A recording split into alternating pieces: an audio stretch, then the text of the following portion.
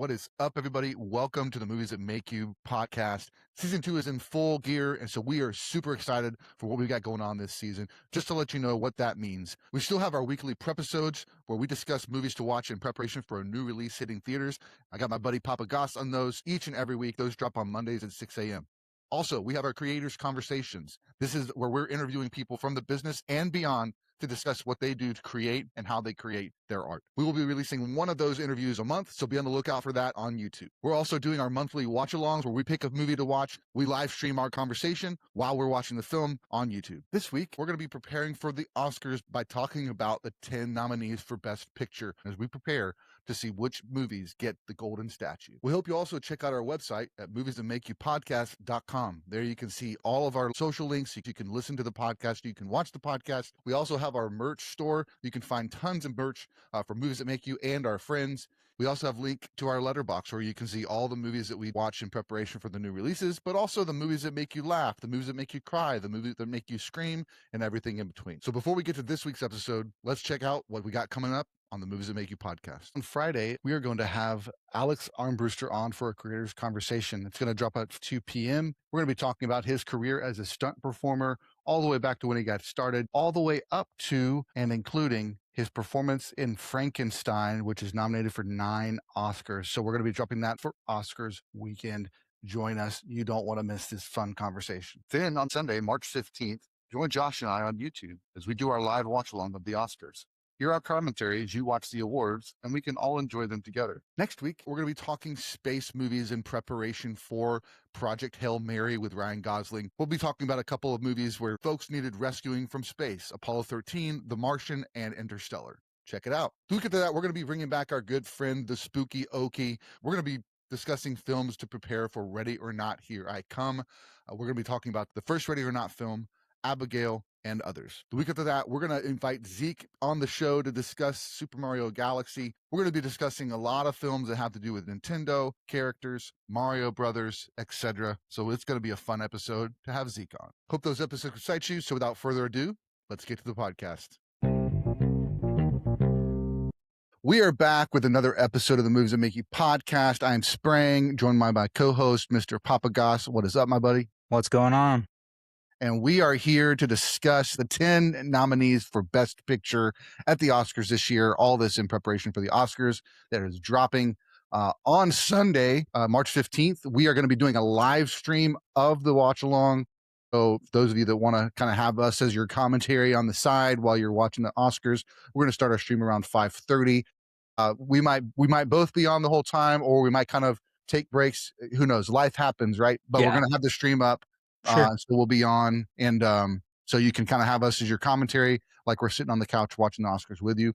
One other plug, I know you probably just heard it in the intro, but we are super excited. Alex Armbruster interview drops this Friday. If you're listening to this on Monday, the Friday before the Oscars, we are dropping our interview with Alex Armbruster, who is a stunt man who also performed in Frankenstein, which we're going to get to a little bit later, Oscar-nominated Frankenstein. So we were super excited for that.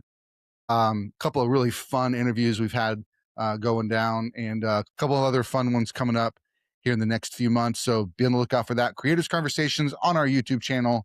There's a playlist there for you. So fun times. Pretty amazing, man, that we've gotten these interviews. Super stoked. Yeah, so there's been some great ones so far, and we got even better ones to come. So absolutely. Well, cool, man. Well, before we jump into the Oscars, man, how's your week been? Week's been good, man. Just doing some stuff around the house. I only worked a couple substitute shifts this past week. But yeah, just kind of trying to get stuff put out. There was Target Con last week, so I put out a long form video, which I need to be better at. I kind of got away from doing those for a long time. I used to be really good, like last year, especially at a schedule. Like I'd have a short come out in the middle of the week, and then a long form the end of the week or beginning of the week. Then I kind of rotate. Sometimes I'd have 3 videos out in 1 week, but I've just kind of gotten down to whatever I can put out, but mostly shorts just because they're a lot easier to edit and put out. So I've been trying to think of new long form ones to put out. I have a few in mind. I just need to get filming and stuff because night comes up and then my son goes to bed and then I'm like, I should get caught up on some of those videos, but it doesn't Hmm. always happen that way. For sure. But yeah, life's been good. Just been stoked for the podcast, and we just put out a couple weeks ago. We just put out our Michael Zara interview, which I thought was fantastic. I'm just Yeah. hoping we can get the funding up on that so they can finish that movie. And then yeah, we've had some awesome episodes in between, so Yeah. I'm Good excited. call. Good call on that. It's up on the Instagram. On our Instagram, POPpaGoss got it on his Instagram. Michael Zara has it on his, which is Zara's Stories on Instagram. But you The can Art of donate. Elysium.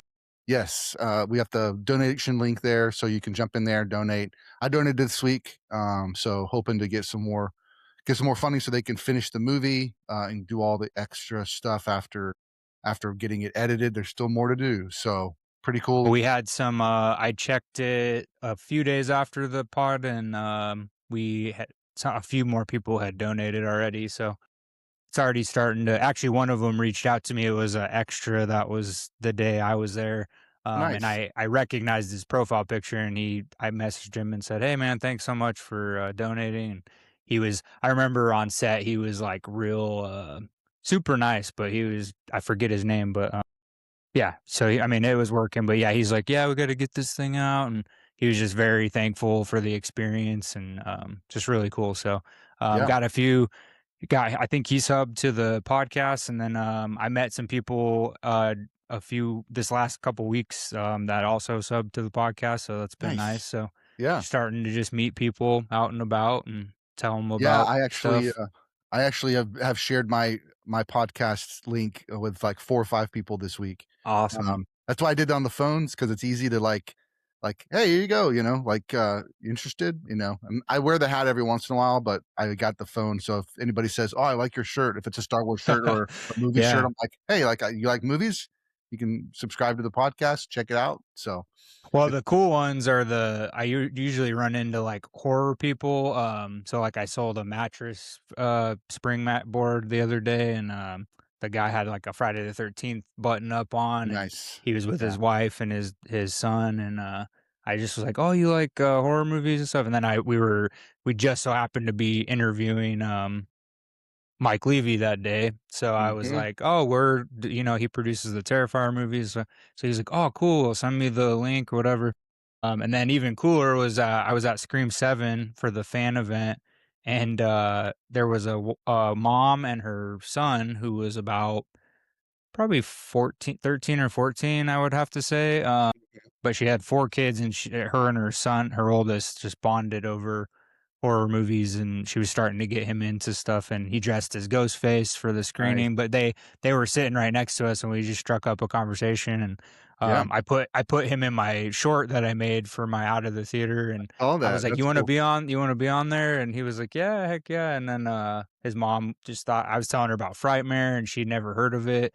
And I was like, "Yeah, check out our podcast." And she was so excited. So they both, That's her awesome. son and her, subscribed to the podcast, which is cool. So Yeah, man, that's yeah, cool. it's fun. Very cool. We're getting the word Networking. out. Yeah. Man, my week's been good and kinda, this past Friday, we went and saw live, college gymnastics. So those of you that Oh, look heck yeah. have been around the podcast a while, my wife, Kristen, she's on the show every once in a while. She did gymnastics when she was younger, and she got me into college gymnastics, and it's because we went to Texas Women's University, and their gym this is no shade. Their gym is like the size of a high school gym. Like it's a small university. But what that means is that when you sit on the front row of the bleachers, you're 3 feet from the vault run and you're that close to these athletes. And the first time that we went, OU was there competing against TWU.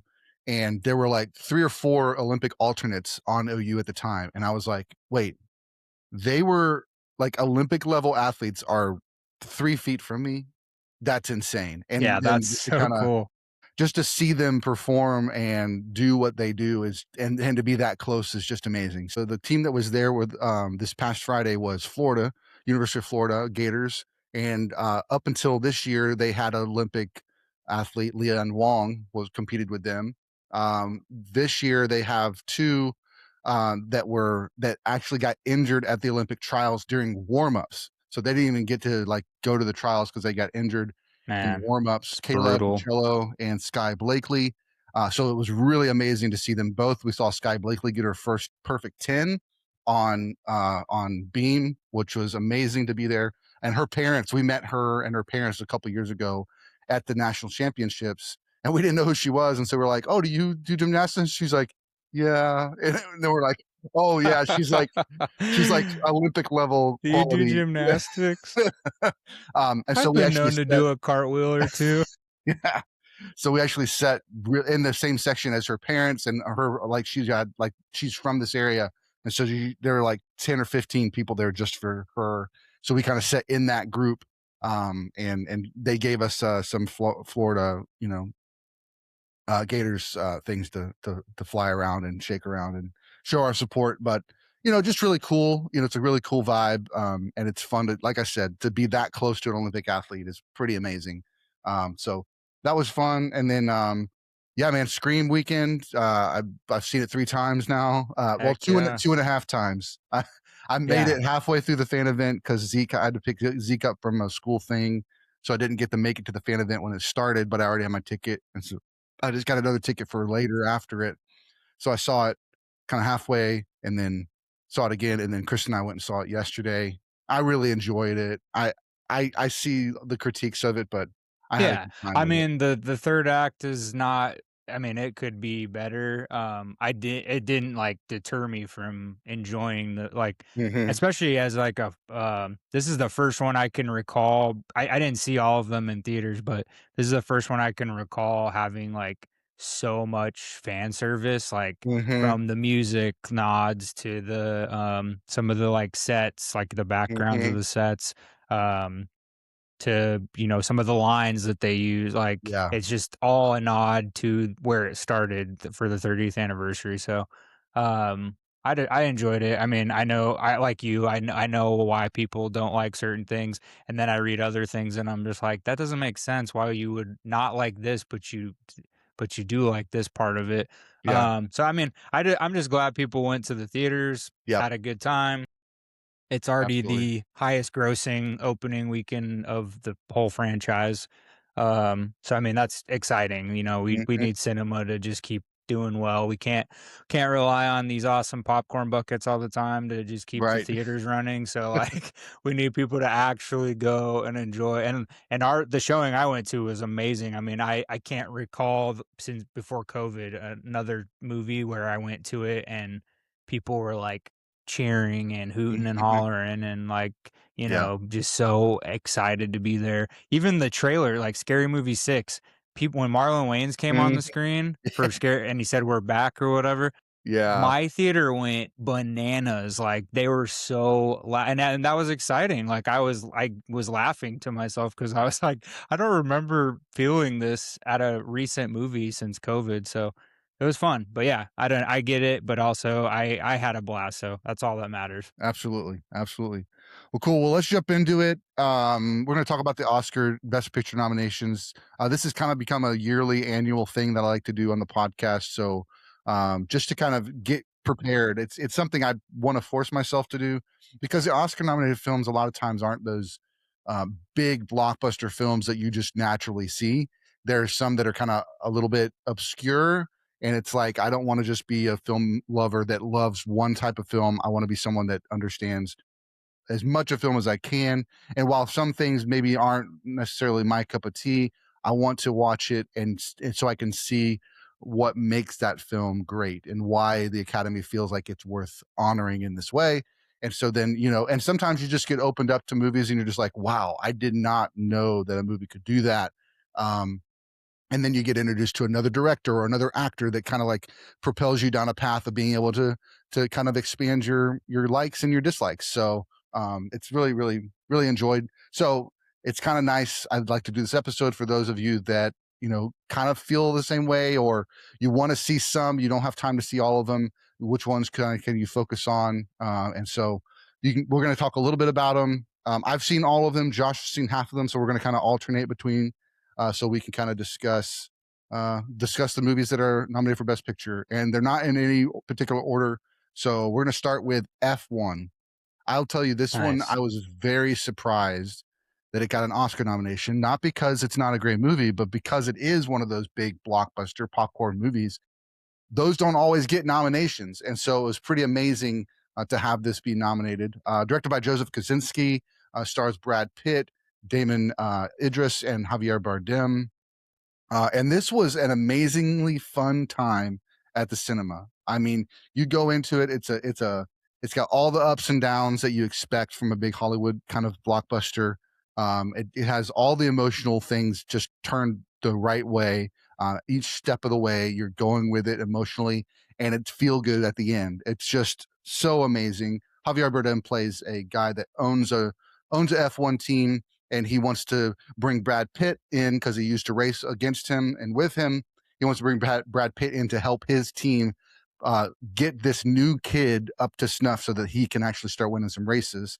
And it's just really fun and clever the way that Brad Pitt's this kind of aging driver who understands the game and knows how to kind of get a teammate in ahead of the game without with it all just being not just being about race faster. He like tries to use ways to kind of get him to succeed. And of course, the two drivers they butt heads a lot of the time, and then it ends up that they end up spoiler alert, they end up working together at the end, and it ends up being a surprise ending. I'm not going to ruin it in case you haven't seen it.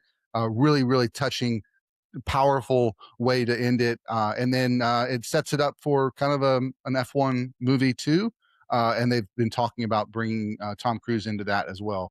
But what have you heard about F1? I know you didn't get to see it this time, but Yeah, what are your I'm thoughts? kind of sad I didn't go because so Joseph Kosinski directed it, and for all of you who don't know who that is, if that name sounds familiar, he just a couple years ago, after the pandemic, put out Top Gun Maverick, which just annihilated. It brought people back to the theaters. It was just a really surreal experience. That's another one I did not get to see in the theaters, unfortunately. And I really wish I would have, because when I finally did watch Top Gun, I was like, that was one of the coolest movies, and I Yeah. bet it looked really awesome on a big screen. So, same kind of format for this one, as he used for Top Gun Maverick, putting expensive cameras from Panavision on the actual cars, and he did that for Top Gun with smaller size cameras. But that's how we got the cockpit camera footage, and they were actually flying planes in Top Gun Maverick. Same thing for F1. They're actually racing cars, and the cameras are actually on there. Um, it's got 4 Oscar nominations total. So it's got Best Sound, Best Visual Effects, Best Film Editing, and then obviously the big one, Best Picture of the Year, which is crazy, like you just said. I mean, we don't normally see those big, unless they're like a monumental film like Black Panther a few years back. That was a big deal at the time too, but I mean it was not only a huge blockbuster film, but like it had an important message and all that. Kind of like Sinners this year, and it's crazy that Ryan Coogler is, behind both of those. But yeah, it's just a big, almost like a big action movie. And Top Gun didn't get nominated for Best Picture when it came out, even though you would have thought it would have. Hmm. One, I think Brad Pitt being the main person too, the Academy has a little bit more love for some reason towards like those kind of actors than even like Tom Cruise. I mean, he's been nominated a couple times over the years, but not for films you would think he would get nominated for. Uh, Hmm. so yeah, it's just cool. And I did read a fun fact that this was Brad Pitt's highest earnings for a movie. He got paid $30 million for this movie, which I mean that's a crazy amount, but he had never made close to that in any other movie that he's done. And I think having Apple backing it had a lot to do with that, because Apple just they want to get, they yeah. somehow spend all that money. Yeah, so the marketing was good. Obviously they made their awards run, and now they got 4 Oscar nominations. But it looks like a lot of fun. I Yeah. will watch it. I just I haven't logged in to Apple yet to try that out. But that's another one I wish I would have seen on the big screen. But I heard it was fun. My brother just he texted me last week, and he just watched it on Apple, and he was like, "Man, that was such a great movie. He had such a fun time with it." So, It's one of those movies where you go in, you know exactly the story beats. You could probably call out the story beats the entire movie. right. Like, just seeing Yeah. the trailers and just kinda understanding how these stories take place and how movies work, like, you could have called out every single twist and turn of the movie, nearly everyone except the last one. And yet you don't leave like feeling shorted at all. It's like you enjoy every single step of the way, and I think that's why it's nominated for Best Picture, because it it executed on that so perfectly. And I do think the cinematography, the way that the cameras look. I mean, Brad Pitt did drive those cars really fast, and that's insane too. And you kind of brought up the fact that it's exciting to kind of have some of these big blockbusters get nominated. Um, you may know this, Josh, but maybe our audience doesn't. But they actually switched to they have 5 nominees forever, and that was until the 2010 Oscars, kind of celebrating the 2009 movies, and that was because The Dark Knight did not get a Best Picture nomination for its run, and that would have been the 2009 Oscars. So the very next year, they expanded to 10. Now, Heath Ledger did get nominated and win for Best Supporting Actor, which is the no-brainer. But I think that was the Oscar saying, you know what, like there are some more films out there we should be giving this honor to, and I don't think it diminishes the nomination at all to expand it to 10. There's so many movies that are coming out now, from the small independent films to the big blockbusters, that there needs to be space for all types of movies. And I think since expanded to 10, there's more space in there for films like Avatar or others that you wouldn't have been able to get that into that nominee category. And F1, I think, is one of those. I don't know that it's going to win Best Picture, but I think it's really great. It's worth the nomination. That's what I would say. So, and Well, it's and great. not only the chance for like big movies to be nominated, but like I think it's really opened up since they did that the opportunities for the smaller budget, like independent film, like even the independent companies like A24. They've won a couple times now, Best Picture. Hmm. Just, I mean, there's so many opportunities for film because they expanded. And it's funny because right after they first expanded it, the first few years, I'm pretty positive they only had like 9 Best Picture nominations for like the Yeah, first few years it was because some I think they sort of were just like, kind of testing it. yeah, they said they had some sort of like calculation that they were doing that would have, had it 8, 9, or 10. Like, but Yeah. they and I think I'm glad they just dropped that and just said, you know what, let's just Yeah, I keep mean, if it you to 10. expanded it to 10, do the full 10. I mean, Yeah. I think one year they even did 8 because I would watch every year and I would try to see how many I got right on the Hmm. thing, especially at the video store. We used to give the customers like little sheets they could fill out and put it in a bucket, and then if Cool. whoever had the most right, they get like a store credit or whatever. That's awesome. So we used to do a fun little thing for that, but yeah, I remember one year I think they even only did 8, and I was like, "What is the point of expanding to 10 if you guys are not gonna use all 10 spaces?" Yeah. But yeah, I'm glad they did it also. They don't necessarily need to go to 10, but I feel like certain categories need to be expanded, like best director, I think should be like closer to 8 at least. Just because I feel like every year we get 1 or 2 directors who just get snubbed. Uh, I Hmm. think the actor and actress and all that is fine at 5 just because it makes it a little bit more limited. And I mean, you don't wanna have to decide between, 8 epic performances or 10 epic, so I think those are fine, but yeah, I do, wish they would change the best director because I feel like at least a couple more nominations would, not Hmm. snub directors for working so hard on a big film, especially when their movies are like up for Best Picture and they're not nominated for Best Director. Like that's, Right. I just feel like that's not very fair. So Yeah. Very cool. Well, speaking of Oscar nominations, and just someone who's just knocking it out of the park with Oscar nominations is Yorgos Lanthimos. I think jeez, he yeah. is it's insane how many, of his feature films have been nominated for Best Picture, all the way back to The Favorite, Poor Things, and now Begonia. I think those are the 3 big ones that he's been best p at least somebody in the film was nominated. I think Emma Stone won, for, Poor Things, Poor things, and, yeah. it'll be interesting to see if where she lands this year for Begonia, but, you saw Begonia. What's your take on Begonia? I really enjoy I knew I would like it, I'm excited for this one only because I had, friends and even people I would read online, people who, like, aren't a huge fan of his work, like, they think his movies are odd, and they are for sure, um, like, I've been watching his movies since The Lobster, like, that was the first one I ever saw, with Colin Farrell, and I mean, it was an odd one, but it was well acted, obviously, it was unique, it was, something I hadn't seen any movie like that before, so, um, I've always thought he was odd just like everybody else, but this one is nice because I think it's the first time I remember reading, like, on Letterboxd or Instagram or whatever, people just really appreciating this one because it is so great.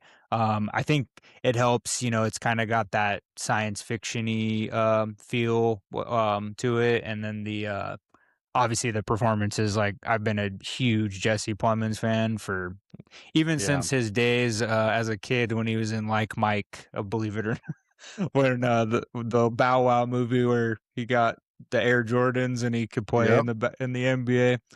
He was the bully kid in that at a young age. So I've always just I think I first came across him was in, Breaking Bad. I probably had seen Like oh Mike, but yeah, then nice. he played a really good character in Breaking Bad that, like, was something to be feared. I Yeah. think Breaking Bad was, like, the first time people found out what he was capable of. I like, Mhm. he'd been in some smaller things and TV shows and stuff, but I think that was the first time, like, people were like, "Okay, I mean, he's pretty serious," and then he just from then on, he only I feel like he's another actor who's, like, really selective.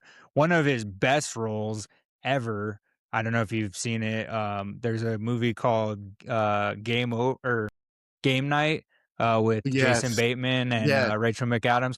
He plays the next door neighbor police officer in that movie. Yeah. So funny, so, like, deadpan, Mhm. and his delivery of lines is Yeah. so funny, but that movie was awesome, very underrated, but he's great in that. He's really great in Begonia. Obviously Emma Stone is awesome. I don't think this is her. I know she's nominated as well, but I don't think this is her best performance. Not that she's bad in it. She's had so many other performances that are strong.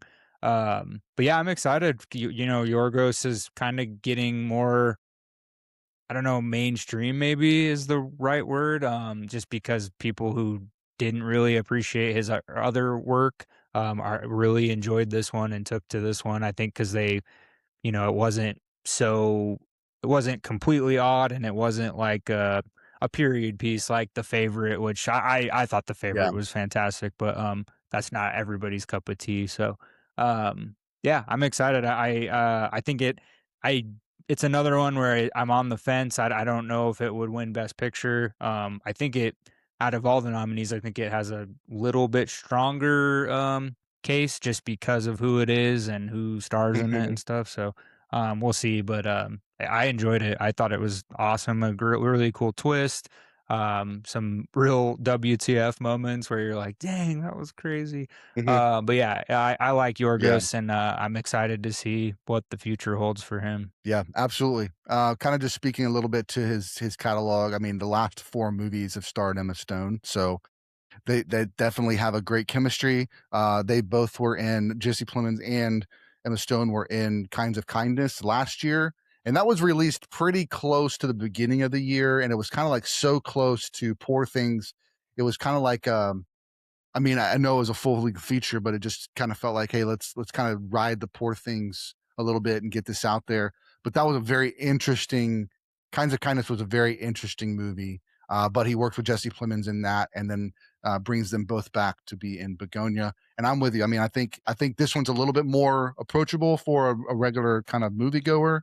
And then it has like the nice little uh, twist and turns at the end that are a lot of fun, and kind of get at his style of movie making. Shot really well, acted really well.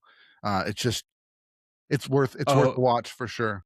and this one I forgot to tell what the nominee. So this one also had 4 nominations: best achievement in music, written for a motion picture; best performance by an actress, Emma Stone; best adapted screenplay, Will Tracy. Oh, and I guess Jesse Plemons wasn't I thought he was nominated. I guess he's Okay. not. And then obviously best picture. But yeah, still four nominations. And yeah, Emma Stone, I think she was nominated for what, she was in The Favorite also, right? Yep. Yep. I think she was Yeah, so best I think best I'm pretty supporting sure in she was The Favorite. nominated for 3 of the last 4 movies that he's done. So that's Yeah. him and Emma are they're gonna be the new Scorsese, DiCaprio, Yeah. they're gonna be the new tag team. So that's cool. Exactly. That's amazing. Well, cool. Let's move over to Hamnet. This one is directed by Chloe Zhao. For those of you that maybe find that name recognizable, she did a movie that I remember seeing. Frances McDormand won Best Actress for Nomadland from Real 2020. good. I'm sorry, 2020.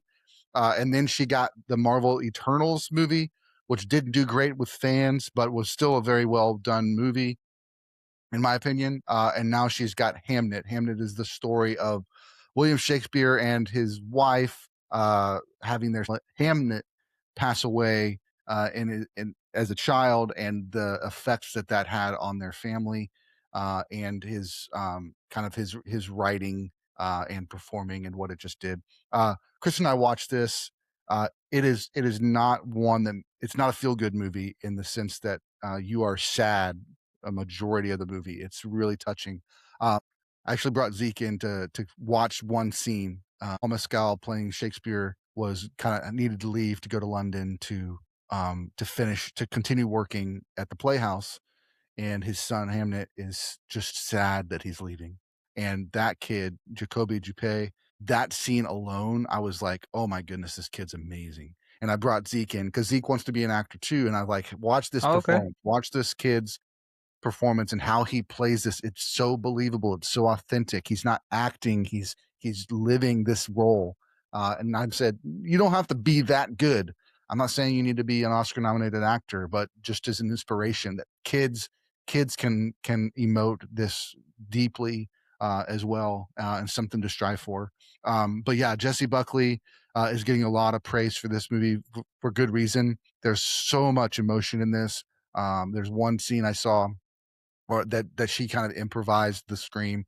There's a moment in the movie where she screams and she's like, "Yeah, it was just naturally coming out like in that moment. Wasn't in the script." And so anyway, it's just really well done. Paul Mescal does a good job. He's not the figure like the focus of the film. The focus is more of the Jesse Buckley character. But he does a really good job in the film as well. So what have you heard about Yeah, I've Hamnet? heard it's one of the best I mean, I think this one, if Sinners doesn't win Best Picture, I have a feeling this one is high up there just because of all that I've heard. Um, and I think anytime you're dealing with anything related to Shakespeare, it usually has a better chance. If you look in the past, it usually has a better chance of winning Best Picture. Um, what does stick out to me are the producers for this movie. We've got 2 legendary directors. We have Sam Mendes, who I love Sam Mendes, and then Steven Spielberg, a huge name as well. Nice. having those two behind it as producers, I mean, that means something. Hmm. But yeah, this one got 8 nominations, which was, I believe, third or fourth highest nominations for this year. Um, but yeah, Chloe Zhao, I really liked Nomadland. I still have not sat down to watch The Eternals yet. Nothing against it. It's not on. I have a ton of Marvel stuff I'm behind on TV Yeah. shows, movies. So, but yeah, I will watch it eventually. I do think she's very talented director. She has a knack for controlling the actors and especially the actresses. And I'm really, really excited for Jessie Buckley. I've only seen her bits and pieces here and there. Hmm. And I cannot wait for The Bride. I think she's going to be Yes. so good in that. Um, Yeah. and yeah, maybe we have her, a future. I know she's a little bit older than some of the like young stars, but maybe she's like one of the next big things. So Hmm. I'm excited to watch Hamnet once I get a chance to. But yeah, it has 8 nominations: best casting, best music, best directing, Chloe Zhao. Best performance by an actress, Jessie Buckley. Adapted screenplay, production design, costume design, and then obviously best picture of the year. So, a lot of big nominations, and I've just heard nothing, but I haven't heard one negative thing about this movie. So, cannot wait to watch it finally. But yeah, I hope our audience gets to watch it as well. Absolutely. Absolutely. Very cool. Let's move on to the next film we're going to talk about, and that is Guillermo del Toro's Frankenstein. This one stars Jacob Elordi, Oscar Isaac, Christoph Waltz, as well as others like Mia Goth, Lars Mikkelsen, David Bradley from Game of Thrones and Lord of the Rings fame. But yeah, Frankenstein, take it away, man. What's Oh you got? man, yeah, beautiful film. I mean, if you're a huge fan of Guillermo del Toro and you have not seen this movie yet, this is the movie and the franchise that he has been wanting to do his entire career. And boy, I mean, he did really well. It's beautifully shot. Obviously, he's always got really good cinematography. The performances obviously are really good. It's I think it's a more accurate take on the tale of Frankenstein because he wanted to be as close to the Mary Shelley book as possible. But yeah, just the set designs and the um, just how everything kind of like comes to be. The special effects, obviously, he's very good at practical effects. So, I mean, there's some early stuff in the movie where you're kind of seeing the early stages of what the monster is supposed to look like. And I thought that stuff was all really cool because I know how practical effects are like Del Toro's thing. Um, but yeah, just awesome cast. I feel some of the cast, like I love these actors and actresses, but some of them just didn't have a lot of screen time. Christoph Waltz, I love, but he's not in it for very long. I mean, it truly focuses on Oscar Isaac and Jacob Elordi for the most part. I mean, they're in Hmm. almost every scene, and every other scene if they take a break. So, the you know relationship between the two and just how the movie kind of unfolds. It's pretty lengthy. It's about 2.5 hours. And there are parts that are set up for um, more of the storytelling rather than, it's not action the whole movie. Like I think some people probably were expecting just from the trailers and stuff. Hmm. But yeah, I mean, it has 9 Oscar nominations. Jacob Elordi's kind of like the hot new thing, even with Wuthering Heights not doing as well. I mean, he was huge on Euphoria. He's just been popping up in everything. And then the minute he was cast to be the monster in this movie, I was very intrigued just because, I'm sure there was many people who were up for that role. And I would have not been surprised if it was like somebody who has worked with Del Toro a bunch of times, or even I love Doug Jones. I would have thought, maybe he would have even put him in there somehow, but I'm glad he went for kind of like an actual rising star. But yeah, this one has it's beautifully shot. The performances are great. It's just got such a beautiful take on the story that we didn't get to see in all the other iterations. Like, especially the final act, like probably the last 30 minutes. There's just some real like beautiful poetry like in the dialogue or like the readings that the narrator kind of talks over, and there's just like it's just very poetic, and it's just got a lot of heart, but you know it's a monster movie, but I love Hmm. that kind of stuff. But yeah, it's got 9 nominations. Obviously cinematography, which is Dan Laustin, who he has worked with many times before. We have makeup and hairstyling. We've got music, sound. Um, Jacob Elordi is up for best supporting actor. Del Toro was not nominated for director, but he was nominated for screenplay, production design, costume design, which costume design Yeah. has a real strong chance to win. And then obviously best picture of the year.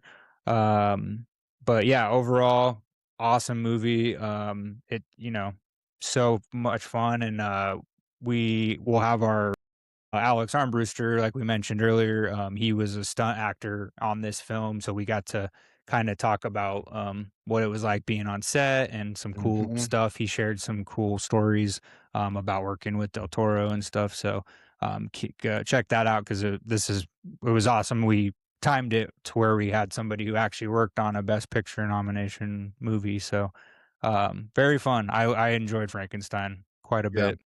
I did too. I mentioned last week, if you haven't watched it yet or listened to it yet, last week we did our prep for The Bride, and we talked a lot deeply on all the Frankenstein, at least some key Frankenstein films from the past, and I had not seen any of them until I saw Frankenstein 2025. I watched that one and then went back and watched some of the original ones. I kind of want to go back and watch this one again because I want to see some of those things because I didn't know what to expect in the story because I hadn't seen the others, and so it was all new to me. I think after seeing the other ones, I think it will have more impact to see how Guillermo del Toro took it. But yeah, really beautiful film. Like everything you said, I think maybe production design might have a shot too Oh because yeah, for it sure. just looks insane as all of Guillermo del Toro's movies do. It just looks so real, so lived in. It has the quirkiness of like a steampunk vibe, but it feels like natural. It doesn't feel out of place in his films. So really, really amazing. And Oscar Isaac did a great job as well. So Well, and there's the ship in the movie, for those that once you do watch it or if you've already seen it, there's a giant ship that there's a couple cool scenes in that. Alex told us that was a real ship. So I mean, they really went all out for the production design. absolutely. Good stuff. All right, next up, we're going to talk about is Marty Supreme. This is Timothy Chalamet as the actor, and it also is directed by one of the Safdie brothers. It is Josh Safdie. This is a Safdie brothers film, start to finish. It has got a lot of intensity. Marty is a very intense character, and some would say even very unlikable character. So some people had issues with this film because it, like, how do you cheer for this guy? But I think Timothy's just his portrayal of this character and the energy that he emotes the entire movie carries the film so beautifully. Lots of great performances, lots of great moments that kind of take you by surprise. And then you get some heroic moments as well. But it's also got some heart in it as well. So Gwyneth Paltrow's in it, Odessa Azan is in it. Um, and but really Timothy Chalamet carries this on his back. I think one of the things too that's really interesting for this film was the marketing for it was that, and I don't know if Timothy came up with this idea, but they released a video of a what was supposed to be a private Teams, like a Zoom call between him and the marketing team, and he's acting like Marty in the thing and trying to promote the movie like Marty would promote the movie, and like so ridiculous. We'll probably put it in the notes for the show, so you can go check it out on YouTube as well.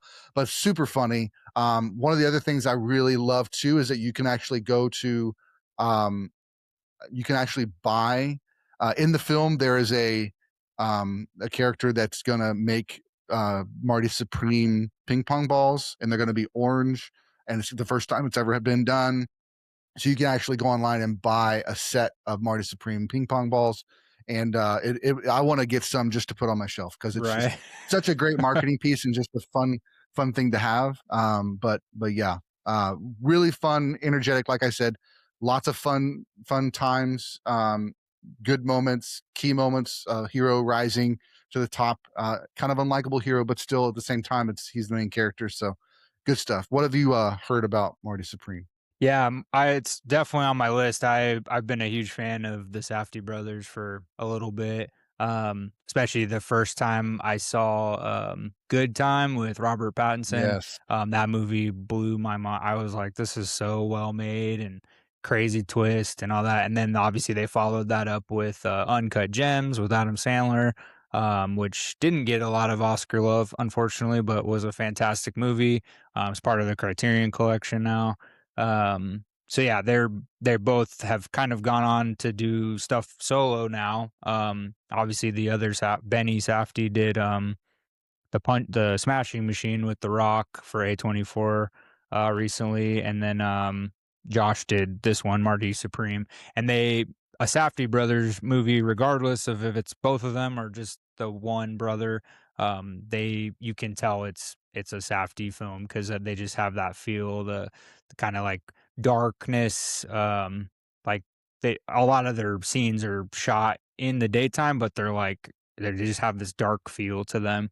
And they're There's a just really grittiness good. to it. Yeah. Yeah, and they're just really good at that. And obviously, you know, a movie is, it's going to be pretty awesome if Timothy Chalamet is starring in it because that guy is just a wrecking ball. Like there's nothing he can't do, and I have a feeling he's just getting older. So we might. I mean, he's going to be around for a long time, which is exciting for film. So yeah, I really want to see this one. I tried to sneak out to the theaters to see it. I just couldn't make it happen. But yeah, I'm sure it's going to win at least a couple of awards. It's nominated for 9, I believe. Film editing, costume design, production design, screenplay. Obviously Timothy's nominated for best actor. Josh even got nominated for directing, so that's pretty cool. Cinematography, and then casting, and then obviously the big one, best picture. So I'm excited to finally sit down and watch it here soon. But I think it'll at least walk away with a couple of wins for the night. So Yeah, absolutely. Really fun. Like you said, Timothy Chalamet. I had a friend of mine ask me like, "Oh, do you like?" I said, "I like Timothy Chalamet." He's like, "Oh, you like him from Wonka?" I'm like, that was like the last one on my brain, right? Like, and I couldn't come up with anything right then and there. But you think Dune? You think? I mean, I actually saw him back on Homeland. He was a character for one of the seasons, where he was in the Homeland movie, TV show with Claire Danes. Um, but like he's done so many great films, and just incredible actor, and yeah, definitely one of those guys you want to keep an eye on and kind of see where he takes it. And I think even a few years ago when uh, he won the best actor, I think at the Golden Globes, and he said like, I want to be on the level of these other of my heroes, and yeah. I'm putting in the work, I'm making the decisions to be there, I want to be with them one day. And I think that just he's got the heart, he's got the grit to kind of stick that out. So pretty amazing. When I And I think think his one of those mom or uh, his dad, one of his parents, or both of them, maybe they have worked in the industry at some point, or they still do. That's how he got kind of to where he was able to like audition for movies and stuff. yeah, So I mean, he's kind of had an in, but not wasn't given to him. I mean, he's earned it. But like I think being around the film industry and the TV industry has really like helped him get to where he wants to be.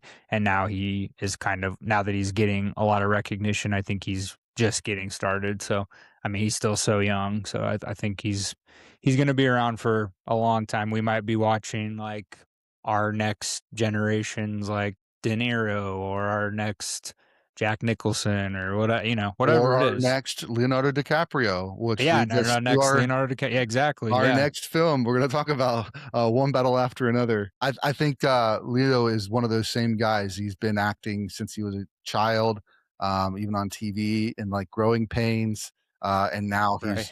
he's one of those actors that is just up there when it comes to talent.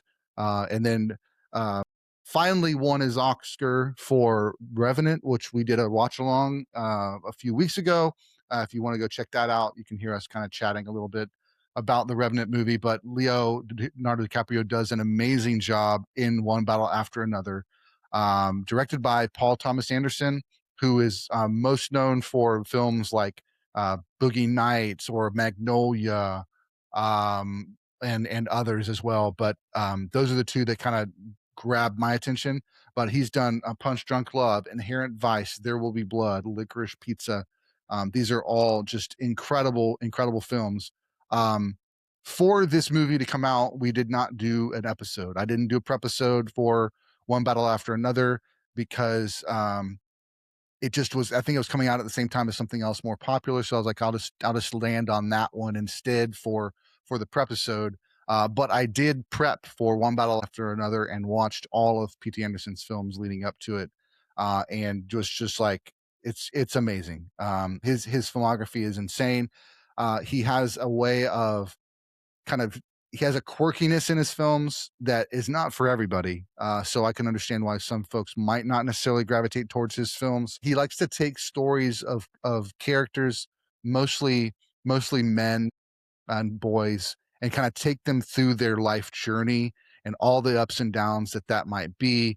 Uh, but it's not always done in a likable form. They aren't always likable characters to start with, but it's an epic story. Well, it may not be epic in scale of like world conquering events. It's still the way that he tells a story is very epic, and this one is just like that. Follows Leonardo DiCaprio and his wife, who um, who ends up getting captured. They are revolutionaries. They're trying to stop things from happening in the government, and she ends up getting arrested, and then uh, she ends up being out of the picture, basically.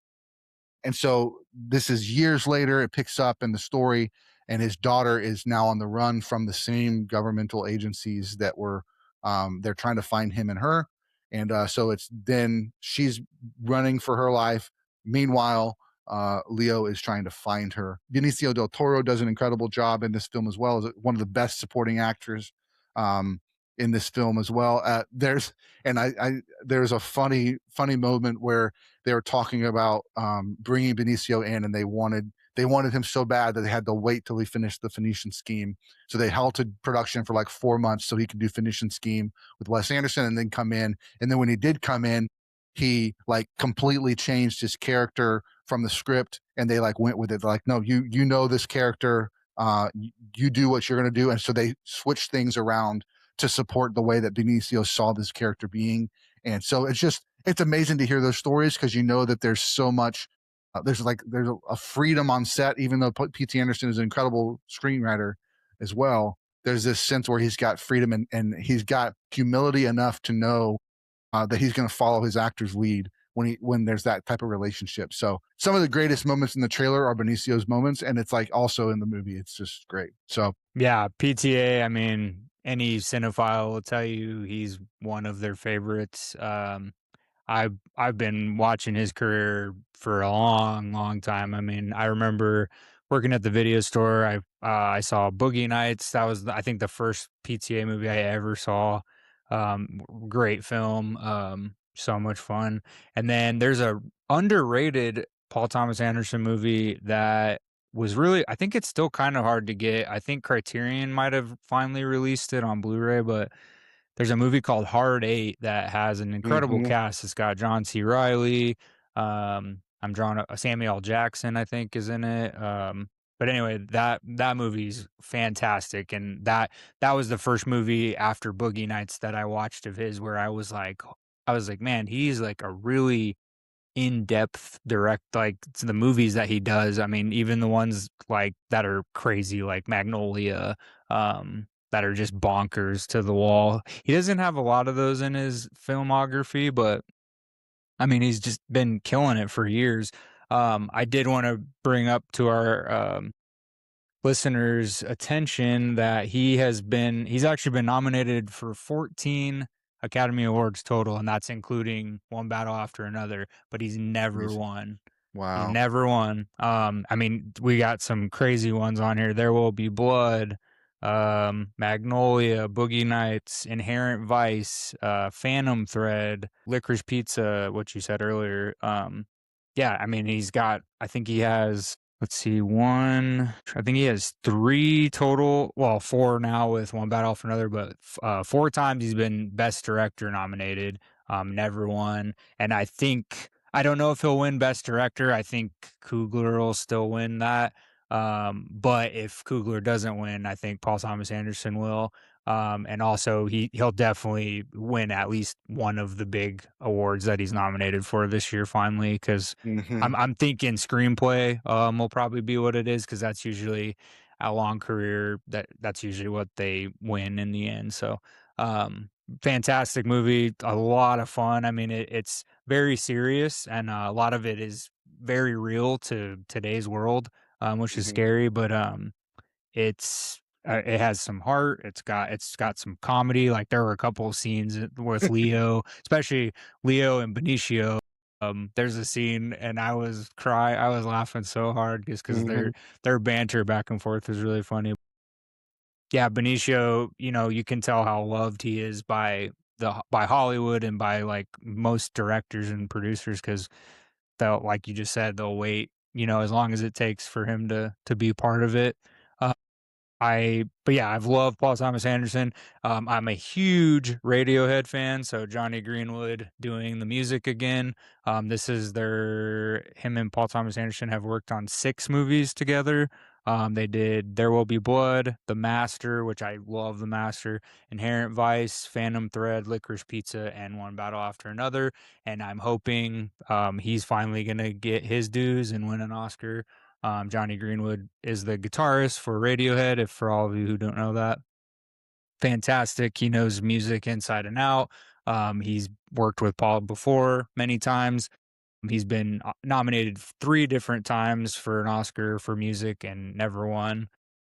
And only one of those was a Paul Thomas Anderson movie, which is this one right here. So I'm excited to see what awards they do walk away with. I think they deserve, all that they have gotten praise for. It's got 14, I think it's got, yeah, I think it has like 13 nominations or 14, so that's a lot, but well deserved. It's a fantastic movie. It's very long. I know a lot of our listeners don't like to sit through long movies, but it's well worth it. I mean, there's some scenes in the middle that kind of like pick up and get you energized, and Sean Penn, I mean, he's Oh been yeah. around the game for a long time, but this is, I think, out of all his roles I've seen him in, this is his like most evil role.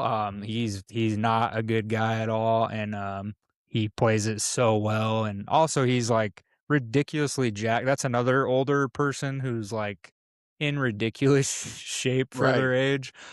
He's super jacked in this movie, but him and Leo have some good banter back and forth, and I'm just happy it got a ton of nominations, because I've been a Paul Thomas Anderson fan for a long time. So I enjoyed One Battle After Another. Absolutely, man. Let's move on to our the one we're going to discuss. Now, this is something that I thought was very cool. And that is that we have 2 foreign language films that were nominated in the Best Picture category. One of those films that is foreign language film is Sentimental Value. Um, Recognizable faces in the film are Stellan Skarsgård and Elle Fanning, who's like on a tear right now. We've talked about her in a couple of episodes, but she's getting a lot of jobs these days. And then a couple of other folks that I did not recognize, probably because they're from that native country. but this was a very touching film. Um, Stellan Skarsgård plays a director, and he's got two daughters. They are estranged daughters at this point. Something happened between him and his wife, and something happened to the wife and the mom, and the two daughters at this point in their lives hate the dad, one of them more than the other, and it's just the story of them. He wants to do a movie with Elle Fanning as the actress and try and make it, it seems very much like a personal story of him growing up, and there's this kind of back and forth between that, and it's just one of those kind of like following these characters through these difficult times, through these real life situations. Now, we aren't all directors, but many of us have children, and we all have parents, and so there's that relational aspect of that just kind of grabs you by the heartstrings and just kind of pulls you into this film. So really well done film. There's even a shot that's a really fun one shot um, in the film that's it's this character's film that you're watching in the film, and it's just this beautiful shot from a train car that backs away, zooms out, and you're seeing the characters run across a field, and then as the camera backs out, you realize the camera was in the train, and then the people are running around and running into the door that you just came out of, and then it's following them as they run through the train. It's just like really cool one shot to kind of show you like this character's directing chops in the film. But yeah, it's a really touching film.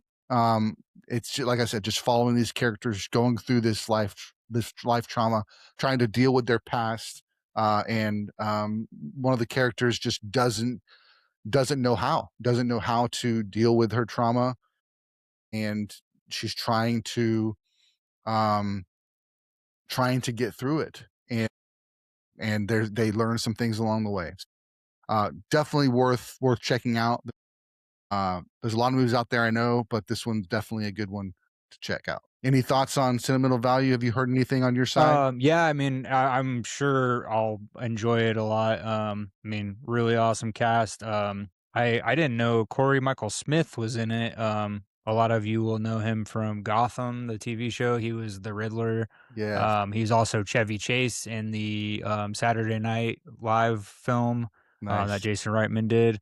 But yeah, he's starting to pop up as well as Elle Fanning, and then obviously Stellan Skarsgård is, the father of incredible actors, but he's also been around for a long time. He doesn't miss very often, even when he's just a side character. But this one, he's a leading man. Really great cast. It looks like most of them all got nominated. But yeah, it's on my list. I've heard it's a very beautiful film. Um, and Neon produced it, so I'm sure I'll like it. It's just I haven't had a chance to sit down and watch it, but Yeah, I'm happy it got I think it ended up getting 9 nominations total. Um We've got film editing, screenplay, 2 supporting actresses awards, 1 best actress, and then Stellan for best actor, and then best director actually, and then international feature film and best picture, obviously. So, lots of cool nominations, and it might be a sneaky one in the I don't know if it would have the juice to win best picture overall, but it sure seems like it got a lot of accolades, so that's pretty cool. absolutely.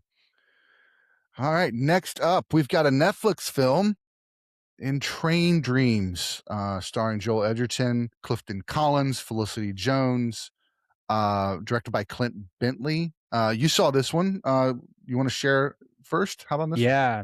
So this, I had not heard of anything about this movie. Even I mean, I throw Netflix on every so often to watch TV shows and stuff, but I hadn't really heard about it till the Oscar nominations came out, and I'm really glad I did watch it because I mean it's a beautiful film. I mean it's beautifully shot.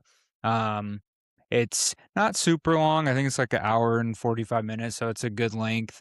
Very I mean, it's beautifully shot, but it has a lot of like heartbreak in it, and we have a little bit of a, it's not a reunion of Star Wars, but we have two Star Wars characters. We have Joel Edgerton, Uncle Owen, in the prequels, and then he got to reprise his role for the Obi-Wan TV show as well.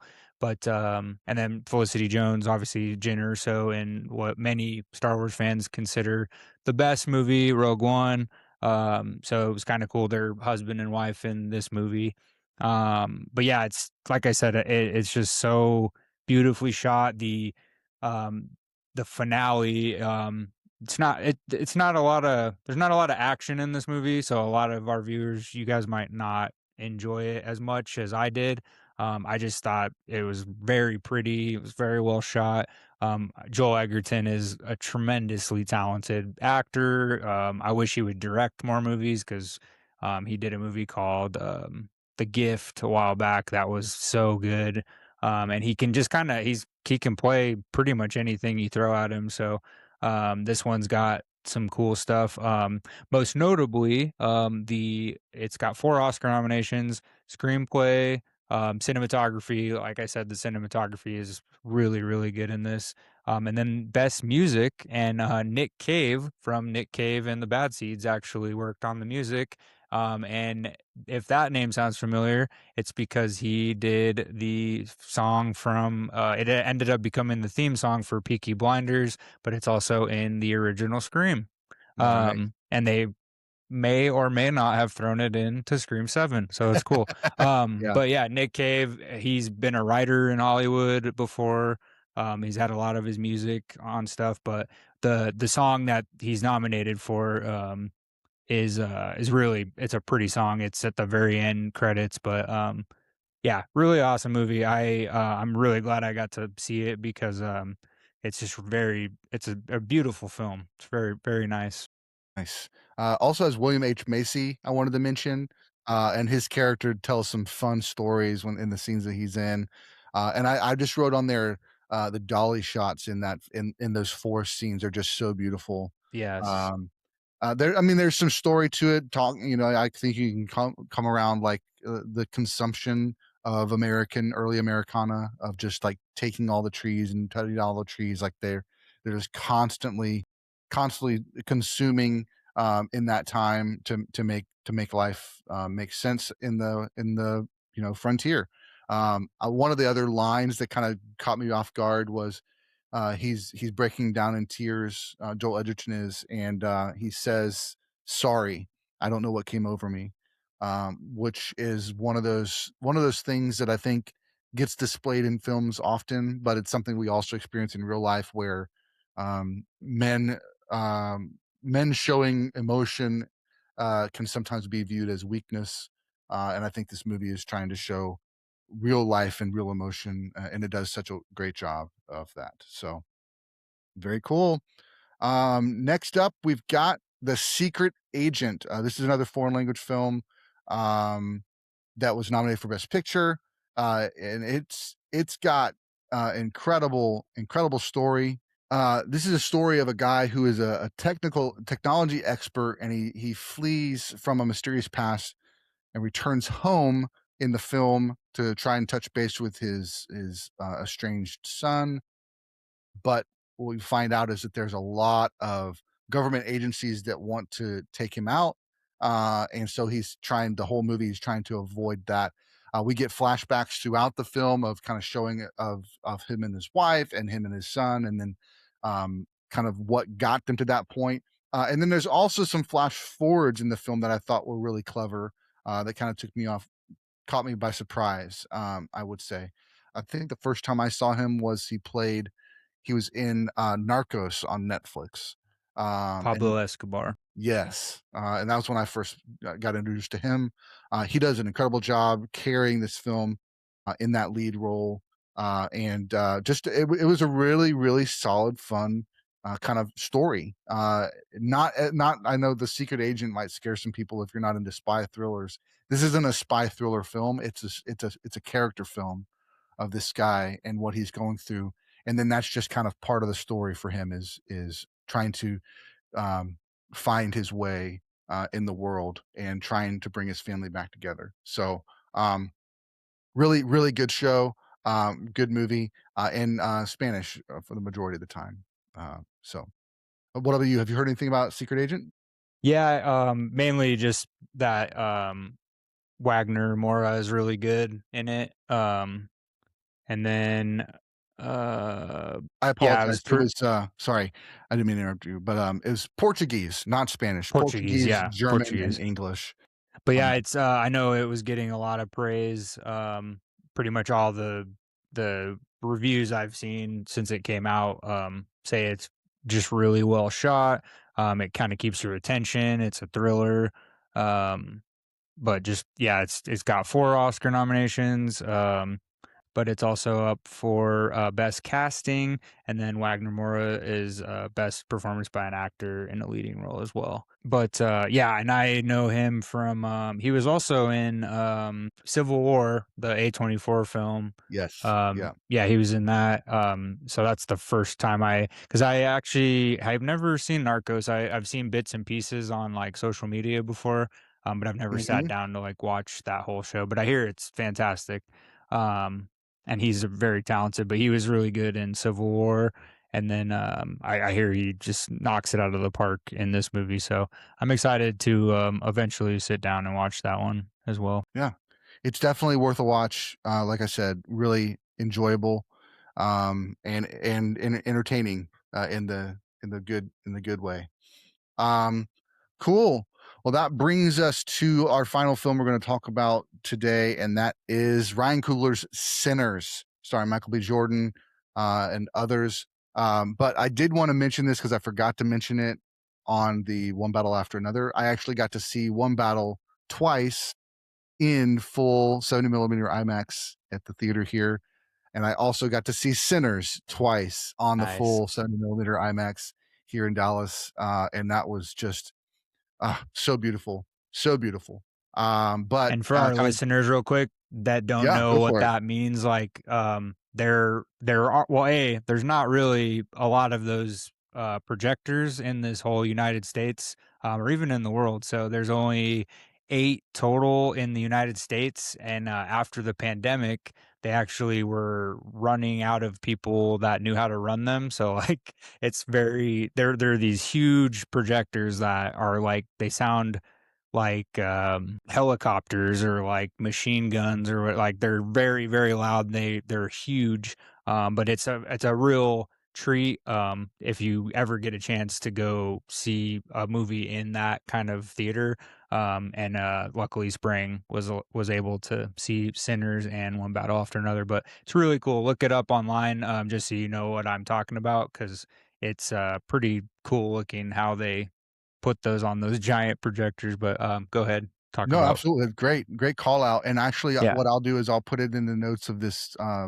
episode. Also, is that Ryan Coogler, when the movie was coming out, actually did a video and he talked through all the different types of film that are used, going all the way from like 8 millimeter, 16 millimeter, 35 millimeter, 70 millimeter, talking about the different IMAX and other formats, because he had 2 different formats that he shot the film in to begin with, and the cinematographer, incredible. I'll let you talk to her, but um, yeah, just a incredible movie. So I'll put that in the notes as well, so you guys can go and kind of see if you're interested in knowing more about the film. I just knew growing up, you'd go to the museum and you'd see an IMAX film, and it was this 4-story tall movie, and you're like, "This is amazing," but you didn't get to see regular films in that until they started putting them and kind of reformatting them for that screen, and that screen is the 70 millimeter IMAX screen. The first film I saw in that format was GoldenEye, James Bond Oh film. man, that's So that awesome.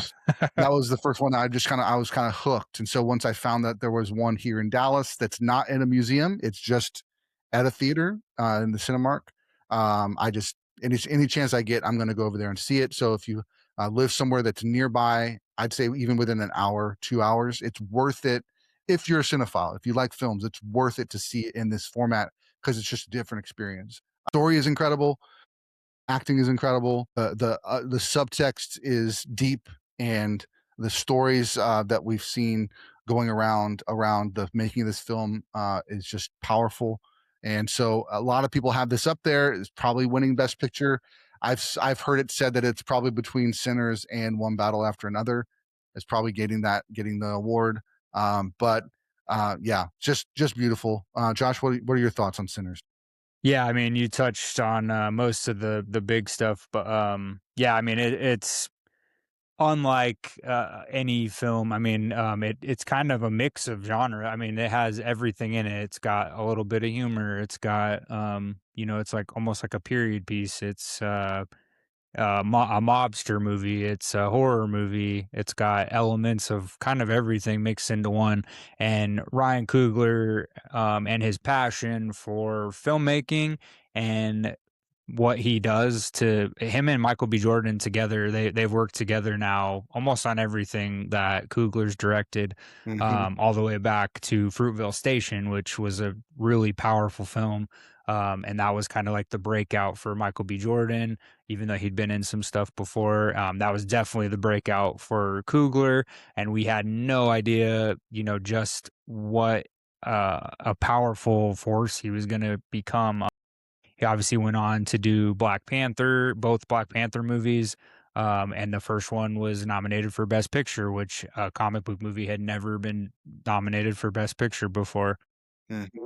So, I mean, just from the start of his career to watch the last, even 5, 6 years, what he's done. I mean, he did the first Creed movie with Michael B. Jordan, which I thought was fantastic. I'm a huge Rocky fan.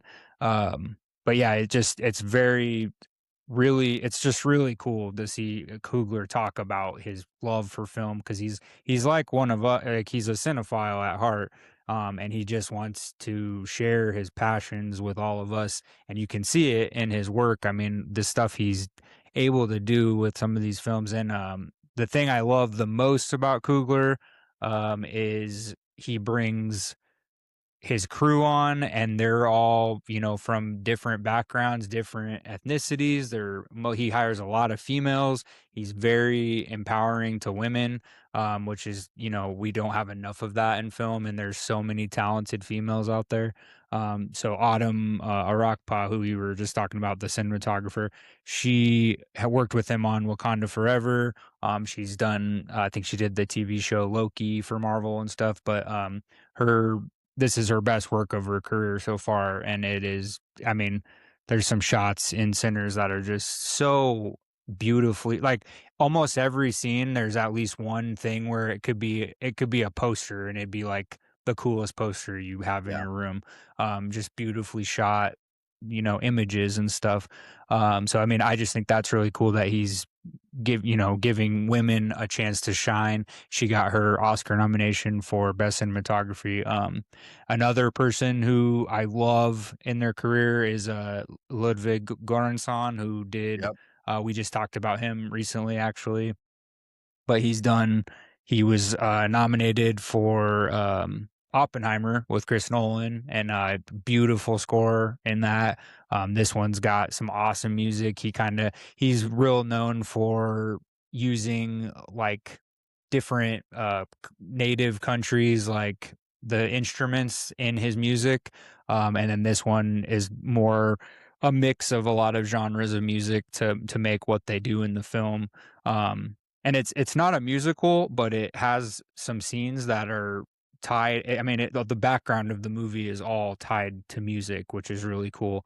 And obviously, you and I both love music, so I mean, it's not everyone's gonna appreciate that as much as the others, but there's something in this movie to appreciate, whether you like the actors, like, whether you like Ryan Coogler, whether you like music, whether you like, cinematography. Like, there's something in this movie for every walk of life for movie Yeah. lovers. So I think it's pretty impressive, and we can't go without saying it's the most nominated film in history now, which is pretty damn impressive. At 16 nominations. I mean, if you think about the history of the Oscars over 100 years almost now, like, that's pretty mind blowing, and it's a very culturally, unified group of people like from all different walks of life, and to see a movie like that succeed and just introduce the world to new things in film is just really cool. So I'm super excited for everybody who worked on the film. I do think it's going to win Best Picture. I mean, if it doesn't, I'm with you. I think one battle after another will win, but it's definitely going to win some awards. I mean, you can't get nominated for 16 awards and not win a single one. That'd be a travesty. So it's got a lot going for it, but, I loved it, even, like, some of my friends who aren't big into film, like, they messaged me after they saw it, and they were like, "Dude, that was such I've never seen a movie like that." I was like, "Yeah, it's unique and it's groundbreaking, so it's pretty cool." But I enjoyed, Sinners quite a bit. That's awesome, man. One other call out I'll say is that they just released a Tiny Desk this last week with Buddy Guy. Yes. Miles Canton comes out and does a few songs with him, and it's worth the watch. I'm going to put that in the notes as well. Heck yeah. And then William H. Macy was also in another film where we got to talk to one of the producers and the storyboard artists. And I'm going to put that link in here as well. So if you want to go see that interview, creators Yes. conversation, that would be an awesome, awesome thing to do as well if you're interested. Well, the biggest thing is Friday, Alex Armbruster interview. Sunday night, the Oscars. We're going to start our live stream at 5:30. We hope you'll join us. If you don't join us for that, then we'll see you next week, for the next Absolutely. episode. All right. Thanks, everybody. We'll talk to you soon. Thanks so much for listening to the podcast. We hope you enjoyed this episode. Don't forget to jump over to our website, moviesthatmakeyoupodcast.com, see all of our links. Follow us on Instagram so you never miss an episode, a live stream, or an interview. And until next time, keep watching movies.